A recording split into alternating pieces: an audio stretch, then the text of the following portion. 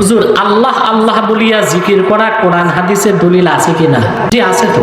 দলিল কোরআন শরীফ থেকে তো একটাই যথেষ্ট। আল্লাহ আল্লাহ বলিয়া জিকির করা কোরআন হাদিসের দলিল আছে কিনা? সুন্দর প্রশ্ন। আল্লাহ তাআলা কোরআন কারীমে বলেছেন ফাসকুরিসমা রাব্বিক, খেয়াল করেন, আপনার রবের নামের জিকির করুন। এখন আপনারা বলেন আমার আপনার রবের সবচেয়ে বড় নাম কি? আল্লাহর হুকুম মানতে গেলে আল্লাহ আল্লাহ জিকির করতে হয় কিনা? আর দলিল লাগবে না। আর দলিল লাগবে না। শুধু আল্লাহ জিকির করা যাবে কি? কাবিরা গুনাহ হবে, আল্লাহ আল্লাহ গুনাহ হবে, লা ইলাহা লা ইলাহা গুনাহ হবে, হু হু গুনাহ হবে। কিভাবে বলতে হবে? আল্লাহু আকবার, লা ইলাহা ইল্লাল্লাহ। ইল্লাল্লাহ বললে গুনাহ হবে। ওরকম শব্দ আল্লাহর নবী থেকে নেই।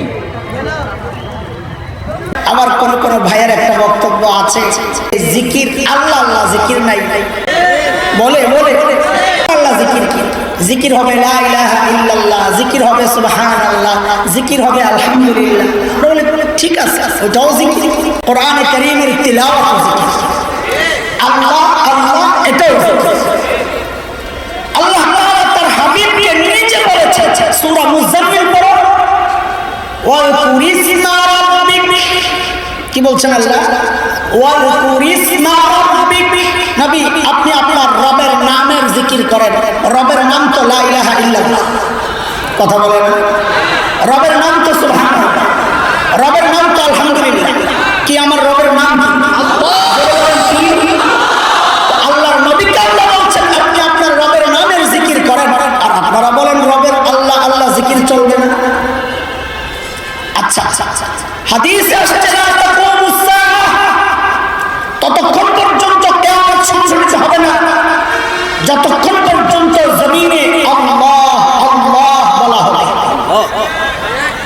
আল্লাহ আল্লাহ কয়বার বলা হয়েছে? হাদিসে কয়বার বলা হয়েছে? আমি কয়বার বলছি?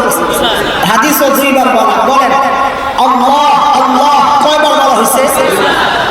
সুবহানাল্লাহর মধ্যে আল্লাহ কয়বার? কথা বলে না। আলহামদুলিল্লাহর মধ্যে আল্লাহ কয়বার? লা ইলাহা ইল্লাল্লাহর মধ্যে আল্লাহ কয়বার? তো দেখা গেল এগুলা হাদিসে তো দুইবার আসছে। আর দুইবার আল্লাহ আল্লাহ আল্লাহ আল্লাহ জিকির করলে হয়, আল্লাহ তাসবিহ করলে তার দুইবার আল্লাহ আল্লাহ হয়। বুঝে আসছে কথা? আল্লাহ আল্লাহ জিকির করা যাবে কিনা? আল্লাহ আল্লাহ জিকির করার ব্যাপারে উলামায়ে কেরামের একটু মতভেদ রয়েছে। একদল আলিম বলেন যে রাসূল সাল্লাল্লাহু আলাইহি ওয়াসাল্লাম নিজে আল্লাহ আল্লাহ জিকির করেছেন এমন কোনো হাদিস পাওয়া যায় না। তাই আল্লাহ আল্লাহ জিকির করবে না, বরং শব্দ যোগ করে বলবে সুবহানাল্লাহ, আলহামদুলিল্লাহ, আল্লাহু আকবার, শব্দ যোগ করতে হবে। আর কিছু কিছু আলেম বলেছেন আল্লাহ আল্লাহ শব্দে জিকির করা জায়েজ। তাদের দলিল হচ্ছে সহিহ মুসলিমের একটি হাদিস, লা তাকুমুস সাআহ আলা আহাদিন ইয়াকুলু আল্লাহ আল্লাহ, ততদিন পর্যন্ত কিয়ামত হবে না যতদিন পর্যন্ত আল্লাহ আল্লাহ বলার মতো লোক থাকবে। তো আল্লাহ আল্লাহ শব্দ দুবার এসেছে, এই তাকরার ডাবল দিয়ে বোঝা যাচ্ছে আল্লাহ আল্লাহ জিকিরকারী থাকলে, আল্লাহর নাম নেয়ার মতো লোক থাকলে। এরপরে কোরআন কারীমে আল্লাহ তাআলা আল্লাহর নামে জিকির করতে বলেছেন। হ্যাঁ, তো যেহেতু আল্লাহর নামে আল্লাহ জিকির করতে বলেছেন, সেহেতু আল্লাহর নাম কি? আল্লাহর জাতি নাম তো আল্লাহ। তাই উলামায়ে কেরামের একদল বলেন আল্লাহ আল্লাহ জিকির করা যাবে। তবে রাসূল সাল্লাল্লাহু আলাইহি ওয়াসাল্লাম জিকিরের যে আলফাজগুলো শিখিয়েছেন, নিজে করেছেন, সেখানে তিনি লফজি মুখে আল্লাহ আল্লাহ আল্লাহ আল্লাহ এরকম করেছেন এমন হাদিস পাওয়া যায় না। তাই আমরা যদি সরাসরি হাদিস থেকে জিকির করতে যাই তাহলে আমরা সুবহানাল্লাহ, আলহামদুলিল্লাহ, আল্লাহু আকবার, লা ইলাহা ইল্লাল্লাহ এভাবে করব। তো আলেমদের মতভেদ যেহেতু আছে, সেহেতু আমি মতভেদ সহ আলোচনা করলাম। আল্লাহ আল্লাহ জিকির করা জায়েজ আছে কিনা? নিঃসন্দেহে জায়েজ আছে। কোরআন শরীফে আছে উযকুরুল্লাহ যিকরান কাসীরা, আল্লাহর জিকির বেশি বেশি করো। তাহলে আল্লাহ আল্লাহ না করলে কেমনে করবেন? 2 নম্বর হাদিস শরীফ আছে লা তাকুমুস সাআতু হাত্তা ইউকালা ফিল আরদি আল্লাহ আল্লাহ, জমিনে যতদিন আল্লাহ আল্লাহ জিকির চলবে ততদিন কিয়ামত কায়েম হবে না। তাহলে আল্লাহ আল্লাহ জিকির নাজায়েজ হওয়ার প্রশ্ন কেন আসে? আল্লাহ বলেছেন তোমার রবের নামে জিকির করো, ওয়াজকুর ইসমা রব্বিক, তোমার রবের নাম আল্লাহ, এই নামের জিকির করো।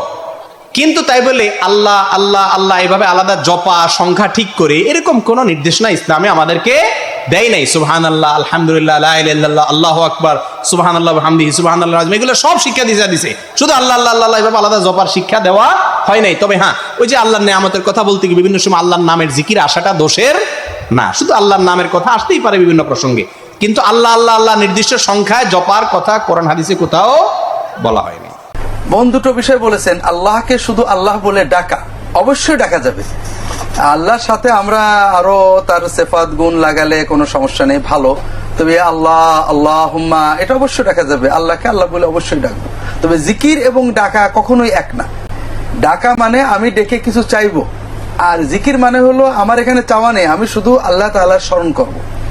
এই আল্লাহ তাআলার স্মরণের ক্ষেত্রে আল্লাহ আল্লাহ আল্লাহ আল্লাহ জিকির, নিঃসন্দেহে মুমিন যখন এটা জিকির করে তার ভিতরে আল্লাহর কথা মনে আসে, এটা একটা ভালো কাজ। আমরা এটাকে সরাসরি খারাপ বলছি না, তবে এটা সুন্নাত নাই।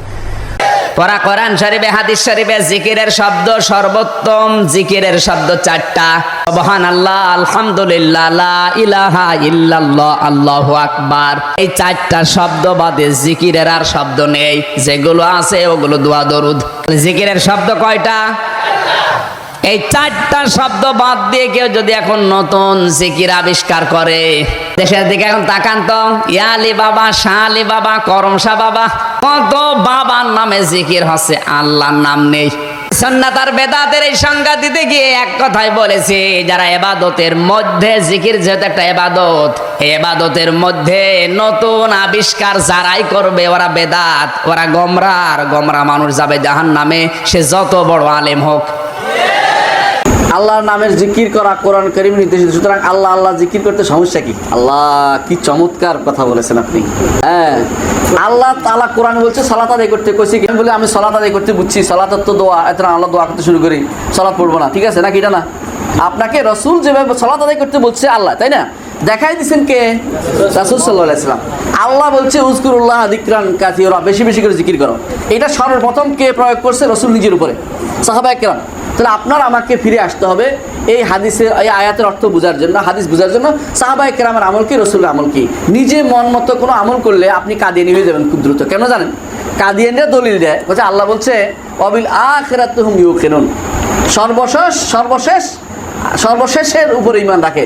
সর্বশেষ বলতে আখিরাত বোঝায় না, তারা বলছে কি সর্বশেষ তো কি, সর্বশেষ রেসালত, অর্থাৎ কাদিয়ানী রেসালতে যে ঈমান আনে সে জান্নাতে প্রবেশ করতে পারবে। বিশ্বাসী নাকি?